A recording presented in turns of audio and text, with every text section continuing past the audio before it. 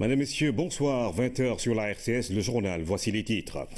Programme d'urgence de modernisation des axes et territoires frontaliers Puma. Ziguinchor décline ses attentes. 108 villages, 11 communes, 5 arrondissements sont concernés par ce programme du chef de l'État. Leurs priorités, le désenclavement, la sécurité, l'éducation, la santé, entre autres. Après l'annonce de sa réhabilitation par le chef de l'État, le marché central aux poissons de Pékin dévoile ses tares. Vétusté, insalubrité, encombrement, trop de facteurs dégradants pour cet espace qui accueille chaque jour des milliers de personnes. Focus ce soir sur un marché vieux de 26 ans. L'horloge sonne, réveillez-vous, qu'il soit électrique ou mécanique. L'objet garde toujours son utilité malgré l'essor des nouveaux outils tels que le téléphone portable. L'accessoire conserve sa place chez certains nostalgiques ou conservateurs. C'est le dossier de cette édition. Et puis ce soir, au cœur de nos cultures, une rubrique très diététique avec des plantes que vous connaissez sans doute. Rat, nebedaï, bissa pour faire du gourban, du tiareboum ou tout autre plat traditionnel. Les habitudes culinaires changent certes, mais ces mets traditionnels gardent toujours leur secret et leur bonne saveur. L'invité de ce 20h, Sarine Boup, président de la Chambre de commerce de Kaolack, qui vient nous parler de la deuxième édition de la foire internationale de Kaolack FICA. Bonsoir à tous et bienvenue. Le chef de l'État est rentré à Dakar aujourd'hui en milieu d'après-midi.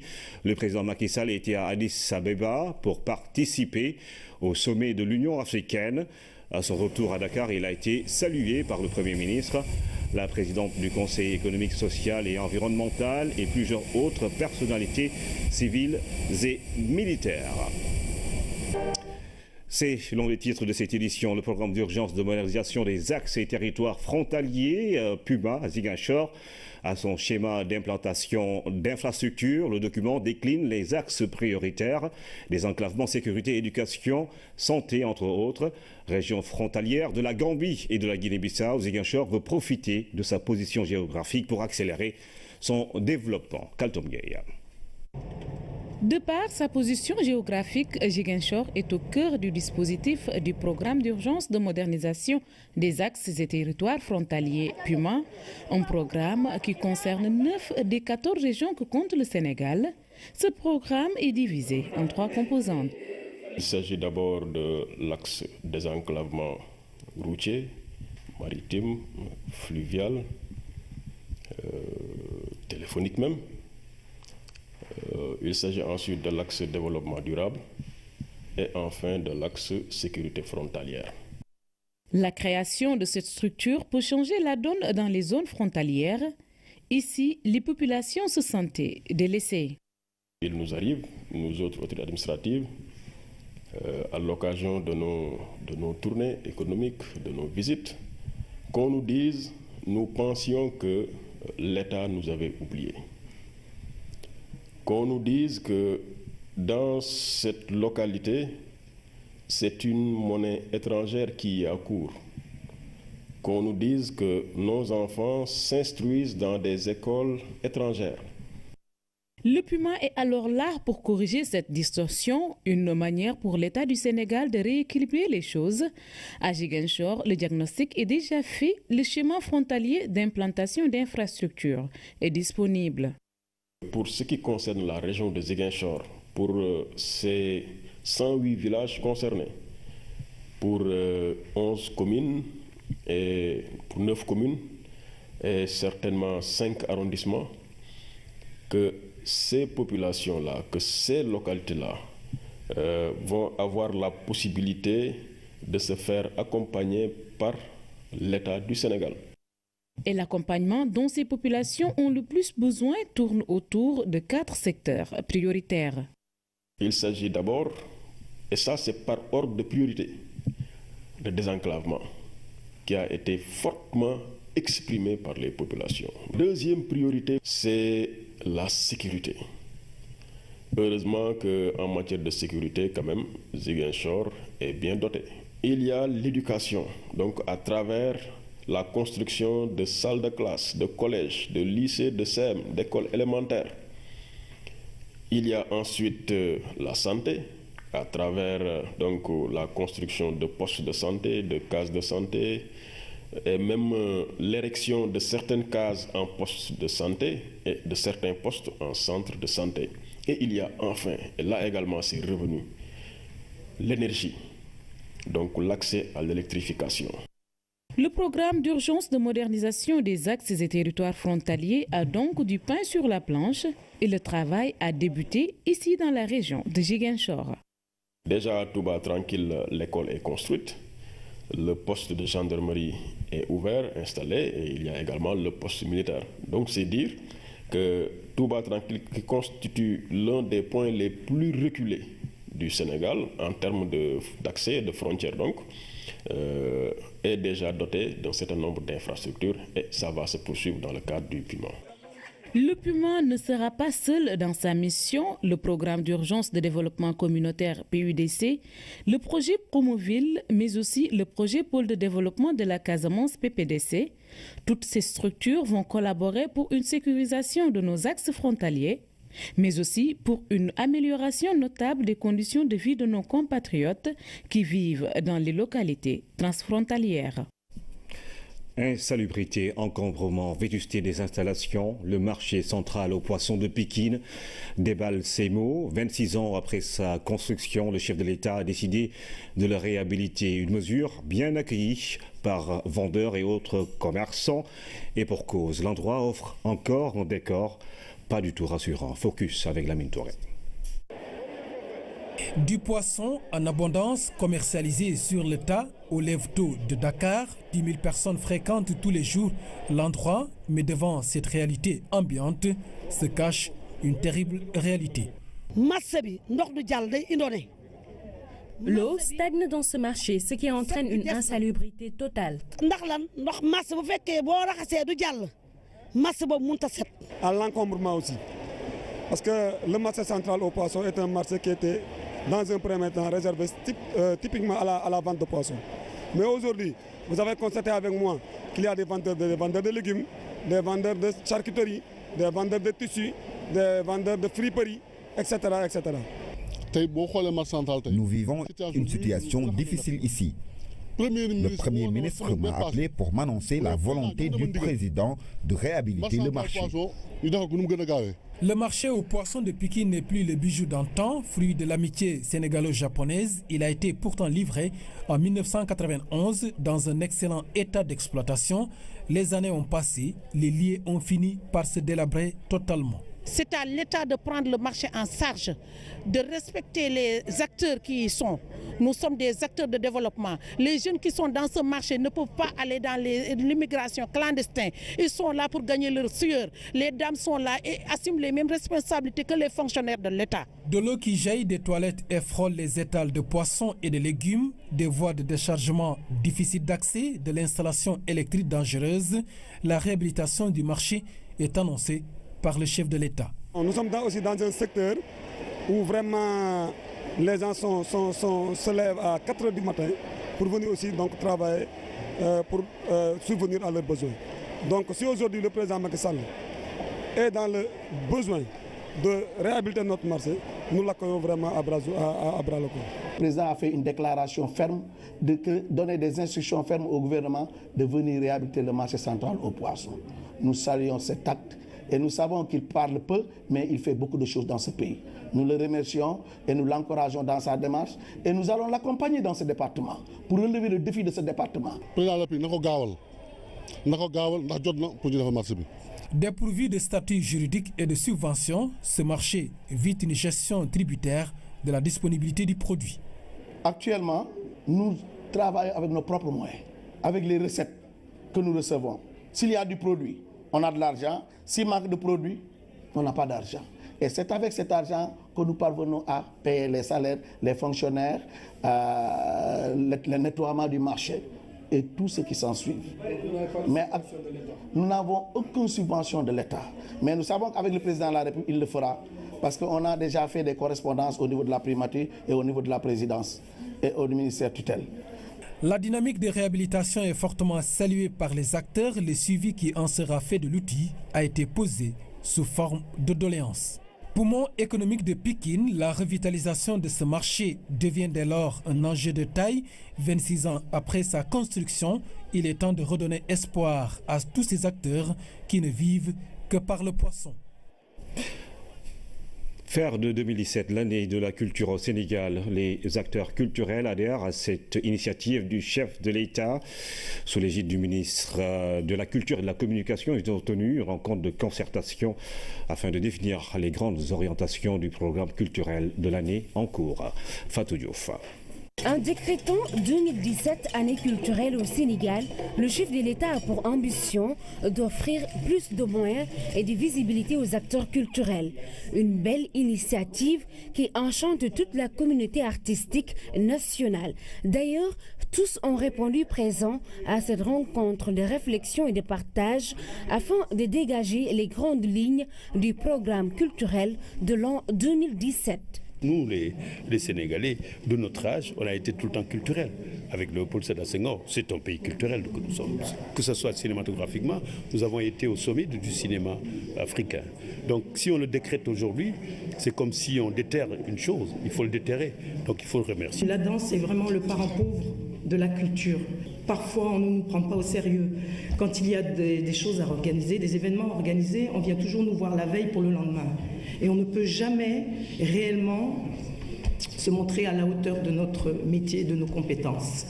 Donc voilà, nous souhaiterions donc que 2017 soit l'année vraiment de la formation. Ils sont unanimes là-dessus, il est primordial de renforcer la formation des acteurs culturels pour des productions artistiques de qualité. C'est dans cette dynamique que l'État a initié une politique de décentralisation. Il s'agit de veiller à la répartition optimale des infrastructures culturelles, à la promotion d'industries culturelles innovantes et créatrices d'emplois et à la promotion des cultures urbaines. En matière de promotion des cultures urbaines, apporter des appuis plus importants peut-être aux manifestations majeures des cultures urbaines qui se tiennent en 2017. C'est un secteur extrêmement dynamique. C'est des jeunes pleins d'initiatives, pleins d'imagination et souvent ne font pas, ont de la réticence même à faire appel au ministère. Je pense qu'il y a là un petit plus, ou en tout cas un coup de pouce à donner à ce secteur-là. Nous allons innover pour faire en sorte que la culture soit mieux repositionnée dans les dispositifs. Et je crois que c'est ça le point fondamental, l'objet de notre rencontre d'aujourd'hui. C'est pourquoi nous avons invité toutes les associations identifiées à participer à cette réflexion. À l'issue de cette rencontre, on va connaître la date du lancement officiel de l'année culturelle 2017. Les discussions vont se poursuivre au Palais de la République entre le président Sall, les artistes et les hommes de culture pour la réussite de ce grand projet. Notre invité, Sarine Mboup, bonsoir. Bonsoir. Sarine, vous êtes le président de la Chambre de commerce de Kaolack et vous êtes également le président de l'Union nationale des chambres de commerce, d'industrie et d'agriculture du Sénégal. Mais vous êtes là pour nous parler de la deuxième édition de la foire internationale de Kaolack FICA, avec comme invité d'honneur le Nigeria et ouverture officielle jeudi sous la présence du Premier ministre. Alors pourquoi la FICA? C'est la seule foire internationale qui existe en dehors de la CICES dans les régions. D'accord, merci absolument. Je vous remercie de m'avoir invité et de me permettre d'expliquer. Comme vous le savez, les chambres de commerce, d'industrie et d'agriculture, c'est des établissements publics qui ont une mission d'accompagner l'État dans le développement et de la promotion des régions. Donc nous, depuis 2010, on a commencé un programme de redynamiser l'économie de la région de Kaolack. Et aujourd'hui, il faut faire des manifestations économiques qui permettent aux régions de mieux se communiquer. Et donc le Nigeria, c'est important pour nous parce que vous savez bien que le Nigeria et la communauté Kaolack entretiennent des relations sociales et religieuses. Et donc c'est important pour nous, pour que c'est la deuxième édition, parce que la première édition était un succès, que Mali était l'invité d'honneur. Et aujourd'hui, le Nigeria est vraiment participe fortement et pour l'économie ouest-africaine. Et pour le tourisme religieux, vous faites allusion sans doute à ces liens entre la famille Niassène et ces talibés qui vivent au Nigeria. Mais Kaolack a une vieille tradition de foire. Oui, comme vous le savez, Kaolack, bon, j'avais juste 4 ans, hein, on me l'a dit, Kaolack a organisé la première foire au Sénégal en 1970. Bon, on dit que c'est le président Senghor qui l'avait inauguré en 1970. C'est après que 1974 que Dakar a invité et a organisé la foire internationale de Dakar. Et donc je pense qu'aujourd'hui, Kaolack organise une foire internationale ne doit pas être quelque chose d'exceptionnel parce que Kaolack, en tant que tel, c'est une ville international. Donc c'est le point de passage de toute la sous-région. Donc je pense que ce qu'on a vu avec des participations des grandes entreprises aujourd'hui comme la CSS, comme Dangote, et ce ne sera pas uniquement une foire pour comme marché. C'est quelque chose qu'on va faire avec des rencontres B2B et avec un agenda culturel très riche, des concours culinaires et en même temps festival de rire et notre fameux événement qui est le Carte d'Or qu'on va primer les plus méritants du Sénégal entier et particulièrement de la région de Sine Saloum. Le Carte d'Or, ça rappelle cette zone qui est le bassin arachidier du Sénégal. Alors quelles sont les retombées économiques qui sont attendues? Mais les retombées sont très importantes. D'abord, on va recevoir plusieurs invités, et plusieurs visiteurs, plus de 50 000, 100 000 visiteurs. Et donc, ça permettra aussi de rappeler les objectifs qui permettent à la région de Sine Saloum de reprendre son envol économique. Comme vous le savez toujours, c'est le port de Kaolack. Et donc, le cœur de ville de Kaolack est déjà fait. Et donc, c'est une plateforme économique très important qu'on se retrouve, comme vous le savez, aujourd'hui, Kaolack encore a eu la première chaîne de télévision régionale qui émet en régional, que les Kaolackois le regardent en clair. Et donc il y a beaucoup de choses aujourd'hui qu'on n'imagine pas que ça se passe au Kaolack. Il y a beaucoup d'industries qui se développent, il y a beaucoup de ressortissants kaolackois qui investissent à Kaolack, et je pense que l'économie de la région de Kaolack et en particulier de la Sine Saloum, il est en train de reprendre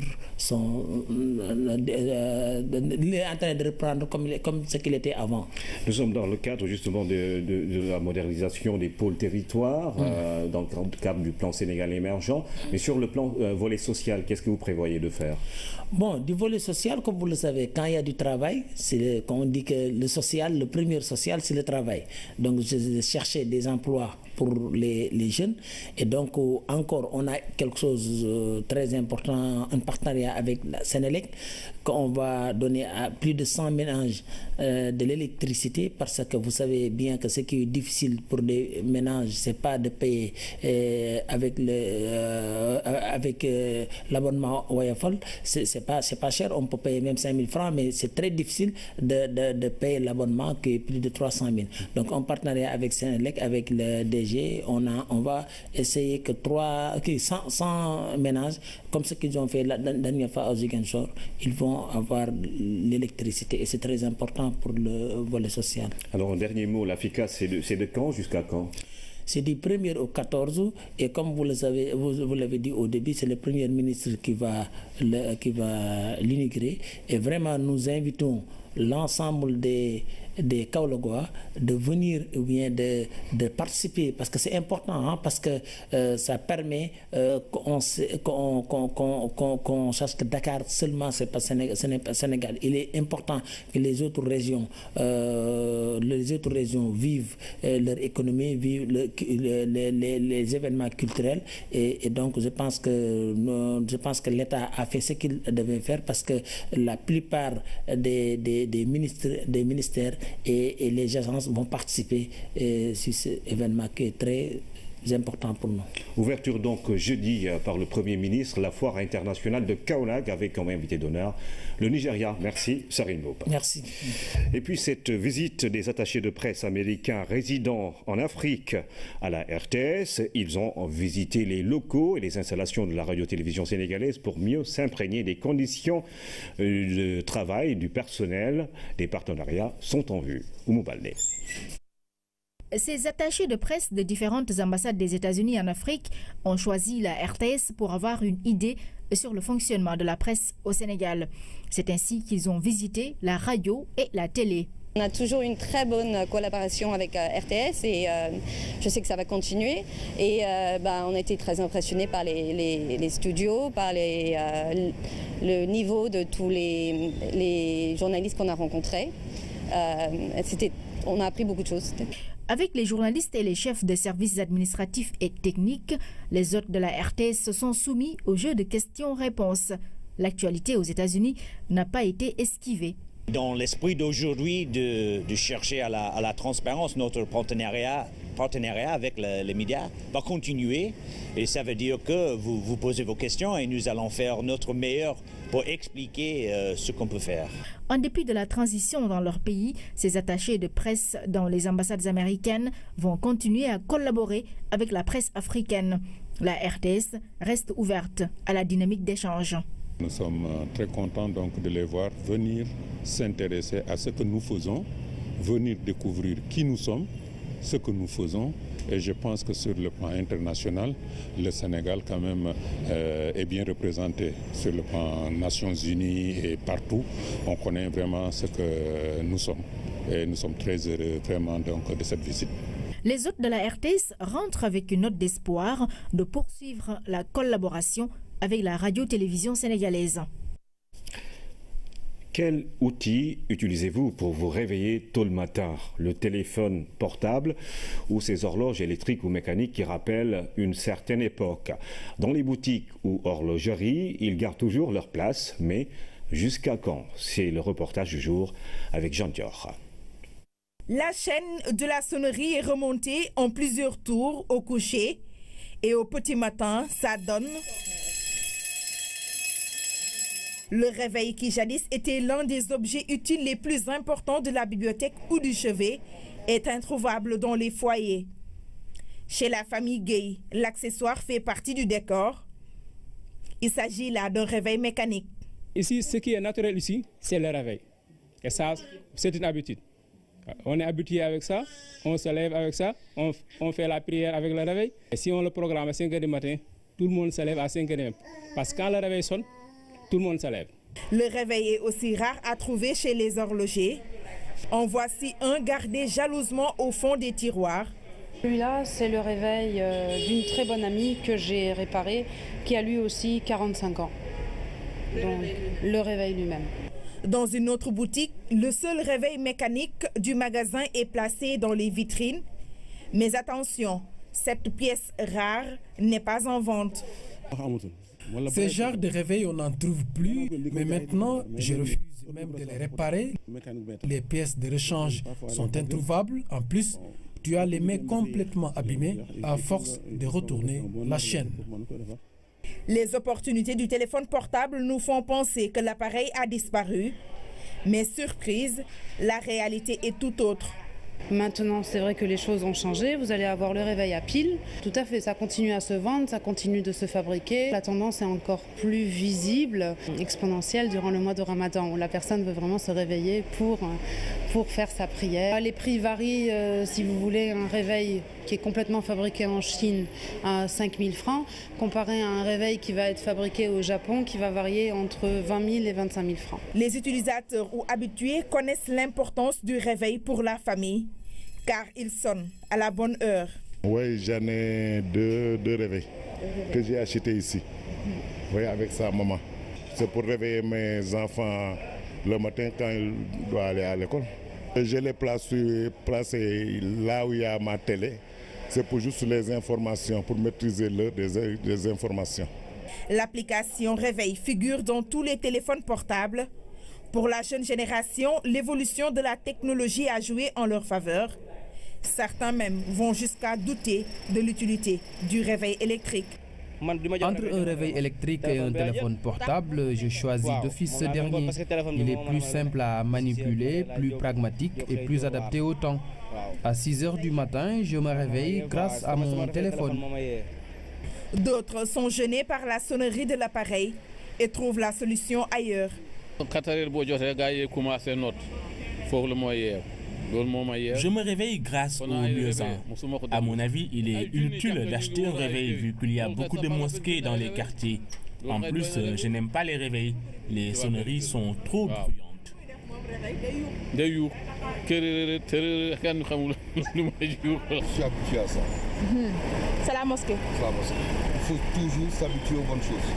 Sur un portable ou un réveil électrique, un défaut de batterie ou de bon réglage peut empêcher la sonnerie de retentir à l'heure voulue. Si le réveil a des avantages, des inconvénients lui sont attribués. Résultat, c'est un réveil brutal avec un retard à l'école, au travail ou pire, manquer un rendez-vous important.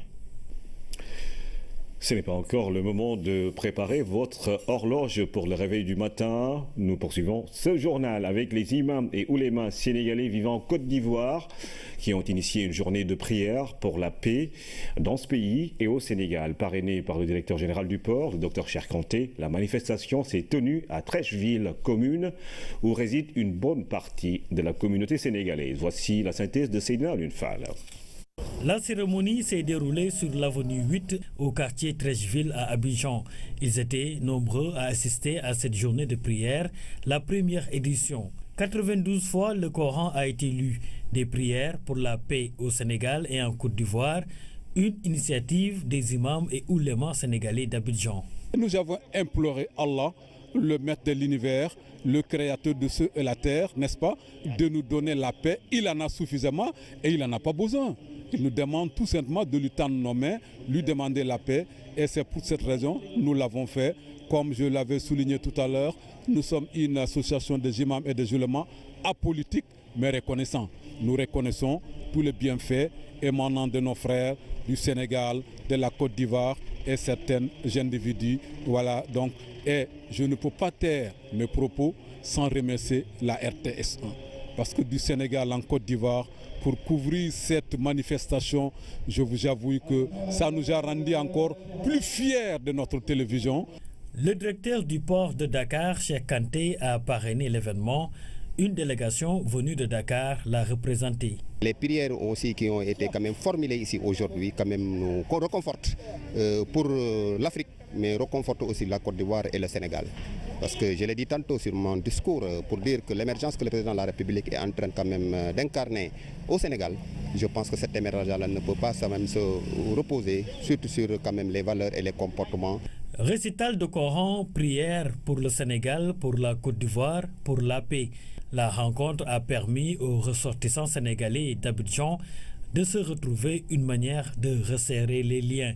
Une manifestation réussie qui a eu le soutien du consul général Abdoul Karim Bass et l'ambassadeur du Sénégal en Côte d'Ivoire, Abdoul Lahad Souhang. Je tiens d'abord à dire un grand merci au président de la République, El Hadji Macky Sall. Si vous voyez cette manifestation a eu lieu, c'est grâce à Dieu, grâce à lui et au président de la République de Côte d'Ivoire. Et remercier aussi le parrain, Cheikh Kanté. Vraiment, c'est pour la première fois et vraiment je remercie, ça a eu une bonne réussite. Tous les Sénégalais, musulmans, chrétiens se sont rassemblés ici.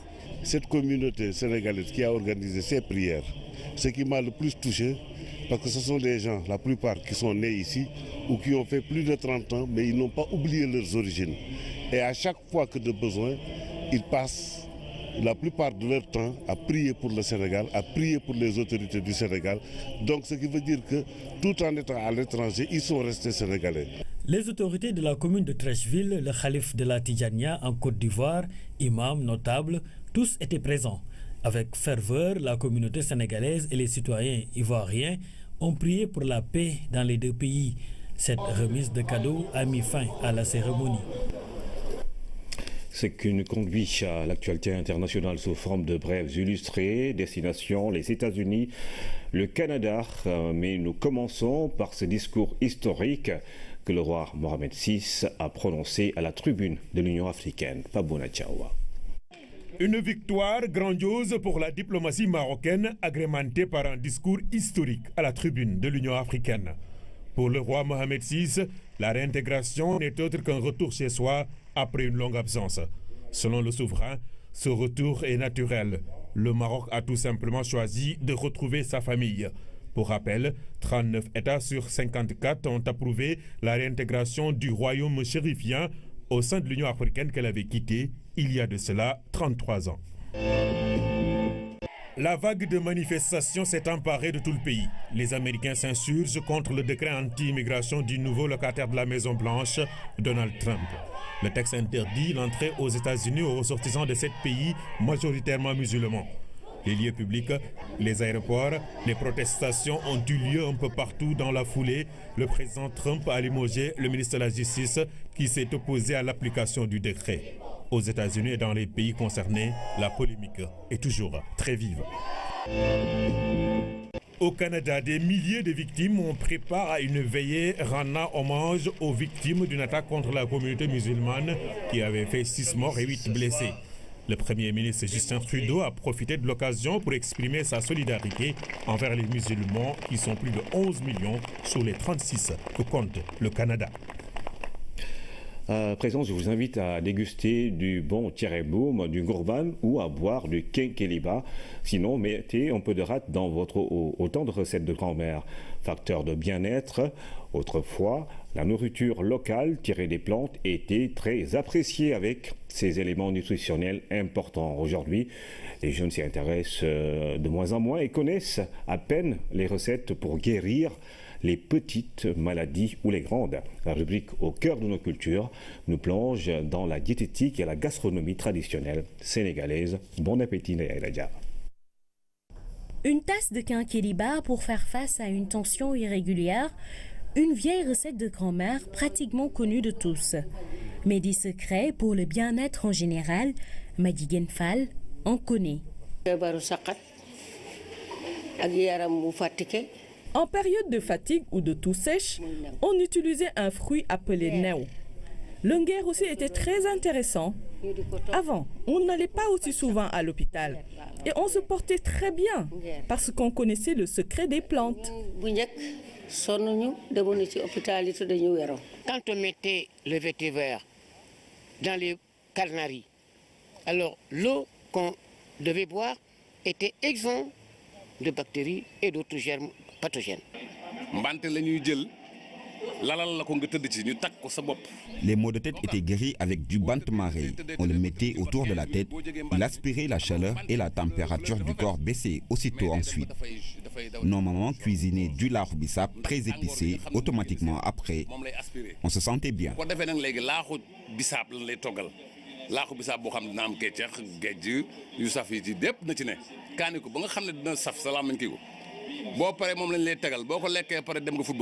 Que ce soit dans l'alimentation ou la prise en charge de certaines petites maladies, nos aïeuls ont toujours eu des astuces tirées de leur connaissance des plantes.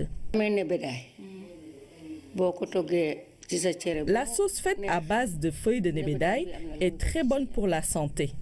Les graines également. Il en faut à peu près 3 pour réguler la tension.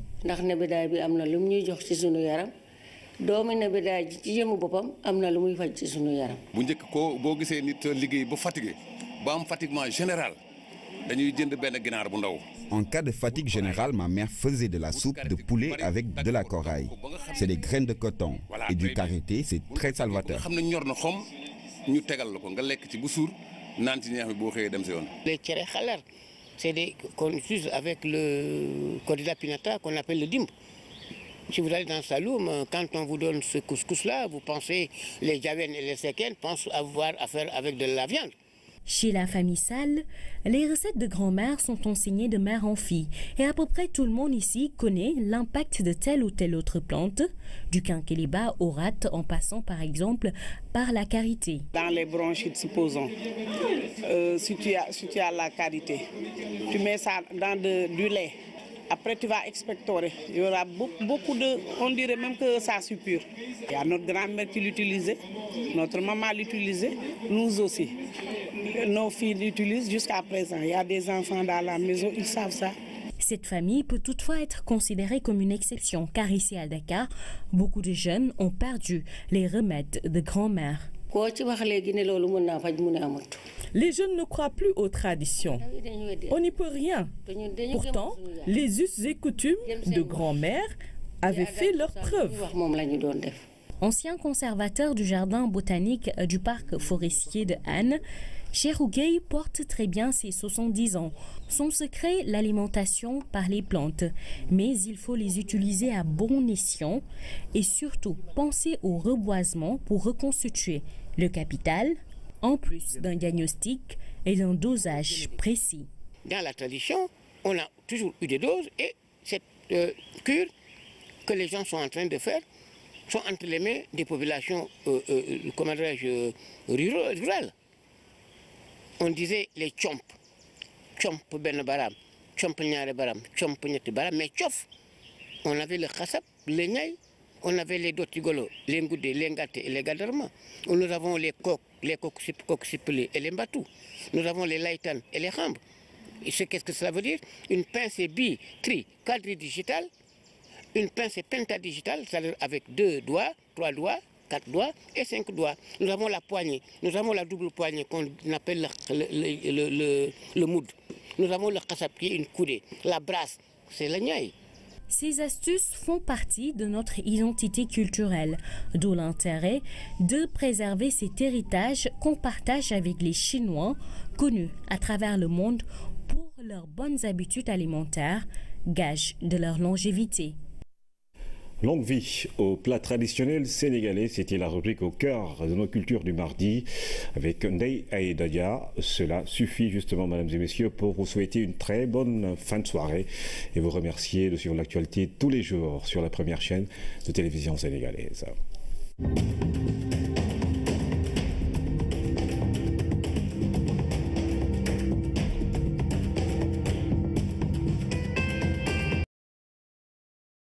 Argent, si manque de produits, on n'a pas d'argent.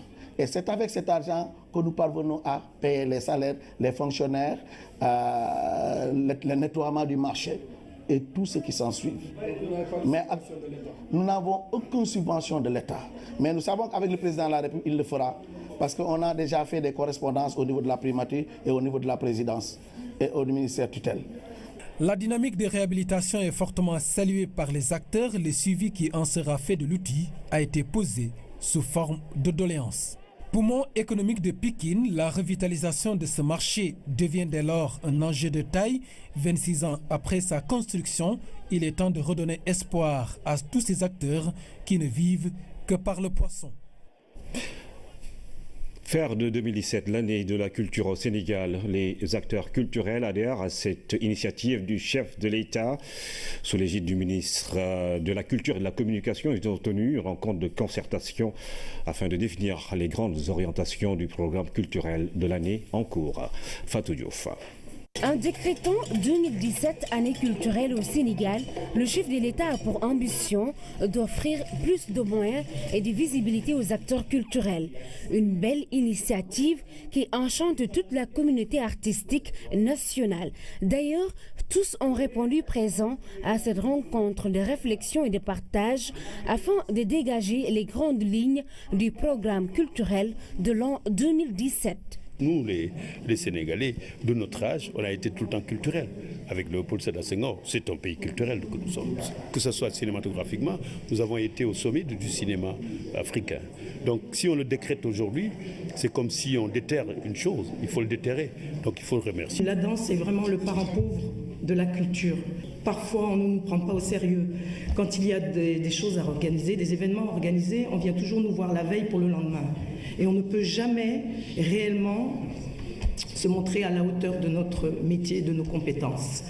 Donc voilà, nous souhaiterions donc que 2017 soit l'année vraiment de la formation. Ils sont unanimes là-dessus, il est primordial de renforcer la formation des acteurs culturels pour des productions artistiques de qualité. C'est dans cette dynamique que l'État a initié une politique de décentralisation. Il s'agit de veiller à la répartition optimale des infrastructures culturelles, à la promotion d'industries culturelles innovantes et créatrices d'emplois et à la promotion des cultures urbaines. En matière de promotion des cultures urbaines, apporter des appuis plus importants peut-être aux manifestations majeures des cultures urbaines qui se tiennent en 2017. C'est un secteur extrêmement dynamique. C'est des jeunes pleins d'initiatives, pleins d'imagination et souvent ne font pas, ont de la réticence même à faire appel au ministère. Je pense qu'il y a là un petit plus, ou en tout cas un coup de pouce à donner à ce secteur-là. Nous allons innover pour faire en sorte que la culture soit mieux repositionnée dans les dispositifs. Et je crois que c'est ça le point fondamental, l'objet de notre rencontre d'aujourd'hui. C'est pourquoi nous avons invité toutes les associations identifiées à participer à cette réflexion. À l'issue de cette rencontre, on va connaître la date du lancement officiel de l'année culturelle 2017. Les discussions vont se poursuivre au Palais de la République entre le président Sall, les artistes et les hommes de culture pour la réussite de ce grand projet. Notre invité, Sarine Mboup, bonsoir. Bonsoir. Sarine, vous êtes le président de la Chambre de commerce de Kaolack et vous êtes également le président de l'Union nationale des chambres de commerce, d'industrie et d'agriculture du Sénégal.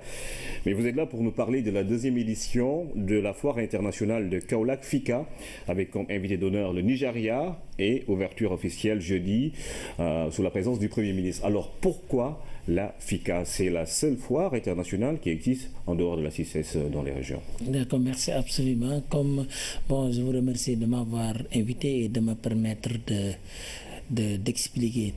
Comme vous le savez, les chambres de commerce, d'industrie et d'agriculture, c'est des établissements publics qui ont une mission d'accompagner l'État dans le développement et de la promotion des régions. Donc nous, depuis 2010, on a commencé un programme de redynamiser l'économie de la région de Kaolack.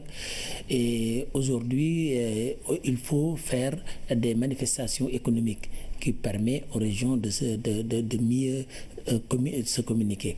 Et donc le Nigeria, c'est important pour nous parce que vous savez bien que le Nigeria et la communauté Kaolack entretiennent des relations sociales et religieuses. Et donc c'est important pour nous, pour que c'est la deuxième édition, parce que la première édition était un succès, que Mali était l'invité d'honneur. Et aujourd'hui, le Nigeria vraiment participe fortement pour l'économie ouest-africaine. Et pour le tourisme religieux, vous faites allusion sans doute à ces liens entre la famille Niassène et ces talibés qui vivent au Nigeria. Mais Kaolack a une vieille tradition de foire. Oui, comme vous le savez, Kaolack, j'avais juste 4 ans, hein, on me l'a dit, Kaolack a organisé la première foire au Sénégal en 1970.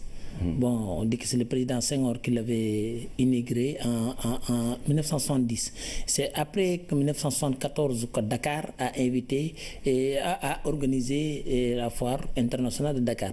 Et donc je pense qu'aujourd'hui, Kaolack organise une foire internationale ne doit pas être quelque chose d'exceptionnel parce que Kaolack, en tant que tel, c'est une ville...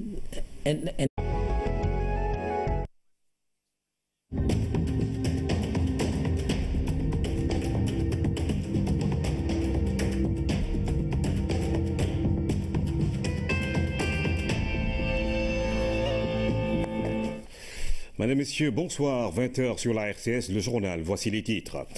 Programme d'urgence de modernisation des axes et territoires frontaliers Puma. Ziguinchor décline ses attentes. 108 villages, 11 communes, 5 arrondissements sont concernés par ce programme du chef de l'État. Leurs priorités, le désenclavement, la sécurité, l'éducation, la santé, entre autres. Après l'annonce de sa réhabilitation par le chef de l'État, le marché central aux poissons de Pékin dévoile ses tares.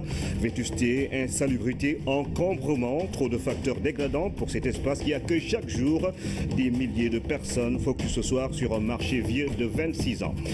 L'horloge sonne, réveillez-vous, qu'il soit électrique ou mécanique. L'objet garde toujours son utilité malgré l'essor des nouveaux outils tels que le téléphone portable. L'accessoire conserve sa place chez certains nostalgiques ou conservateurs. C'est le dossier de cette édition. Et puis ce soir, au cœur de nos cultures, une rubrique très diététique avec des plantes que vous connaissez sans doute. Rat, nebedaï, bissa pour faire du gourban, du tiareboum ou tout autre plat traditionnel. Les habitudes culinaires changent certes, mais ces mets traditionnels gardent toujours leur secret et leur bonne saveur. L'invité de ce 20h, Sarine Boup, président de la Chambre de commerce de Kaolack, qui vient nous parler de la deuxième édition de la foire internationale de Kaolack FICA. Bonsoir à tous et bienvenue. Le chef de l'État est rentré à Dakar aujourd'hui en milieu d'après-midi. Le président Macky Sall était à Addis Abeba pour participer au sommet de l'Union africaine. À son retour à Dakar, il a été salué par le Premier ministre, la présidente du Conseil économique, social et environnemental et plusieurs autres personnalités civiles et militaires. C'est, selon les titres de cette édition, le programme d'urgence de modernisation des axes et territoires frontaliers, PUMA, à Ziguinchor, à son schéma d'implantation d'infrastructures. Le document décline les axes prioritaires, des enclavements sécurité, éducation, santé, entre autres. Région frontalière de la Gambie et de la Guinée-Bissau, Ziguinchor veut profiter de sa position géographique pour accélérer son développement. Kaltom Gueye. De par sa position géographique, Ziguinchor est au cœur du dispositif du programme d'urgence de modernisation des axes et territoires frontaliers PUMA, un programme qui concerne 9 des 14 régions que compte le Sénégal. Ce programme est divisé en 3 composantes. Il s'agit d'abord de l'axe désenclavement routier, maritime, fluvial, téléphonique même. Il s'agit ensuite de l'axe développement durable et enfin pour une amélioration notable des conditions de vie de nos compatriotes qui vivent dans les localités transfrontalières. Insalubrité, encombrement, vétusté des installations, le marché central aux poissons de Pikine déballe ses mots. 26 ans après sa construction, le chef de l'État a décidé de le réhabiliter. Une mesure bien accueillie par vendeurs et autres commerçants. Et pour cause, l'endroit offre encore un décor pas du tout rassurant. Focus avec Lamine Touré. Du poisson en abondance commercialisé sur le tas au lève-tôt de Dakar. 10 000 personnes fréquentent tous les jours l'endroit, mais devant cette réalité ambiante se cache une terrible réalité. L'eau stagne dans ce marché, ce qui entraîne une insalubrité totale. À l'encombrement aussi. Parce que le marché central aux poissons est un marché qui était dans un premier temps réservé typiquement à la vente de poissons. Mais aujourd'hui, vous avez constaté avec moi qu'il y a des vendeurs de légumes, des vendeurs de charcuterie, des vendeurs de tissus, des vendeurs de friperie, etc. etc. Nous vivons une situation difficile ici. Le Premier ministre m'a appelé pour m'annoncer la volonté du président de réhabiliter le marché. Le marché aux poissons de Pikine n'est plus le bijou d'antan, fruit de l'amitié sénégalo-japonaise. Il a été pourtant livré en 1991 dans un excellent état d'exploitation. Les années ont passé, les liens ont fini par se délabrer totalement. C'est à l'État de prendre le marché en charge, de respecter les acteurs qui y sont. Nous sommes des acteurs de développement. Les jeunes qui sont dans ce marché ne peuvent pas aller dans l'immigration clandestine. Ils sont là pour gagner leur sueur. Les dames sont là et assument les mêmes responsabilités que les fonctionnaires de l'État. De l'eau qui jaillit des toilettes et frôle les étals de poissons et de légumes, des voies de déchargement difficiles d'accès, de l'installation électrique dangereuse, la réhabilitation du marché est annoncée par le chef de l'État. Nous sommes aussi dans un secteur où vraiment les gens se lèvent à 4 h du matin pour venir aussi donc travailler, pour subvenir à leurs besoins. Donc si aujourd'hui le président Macky Sall est dans le besoin de réhabiliter notre marché, nous l'accueillons vraiment à bras le corps. Le président a fait une déclaration ferme, donner des instructions fermes au gouvernement de venir réhabiliter le marché central aux poissons.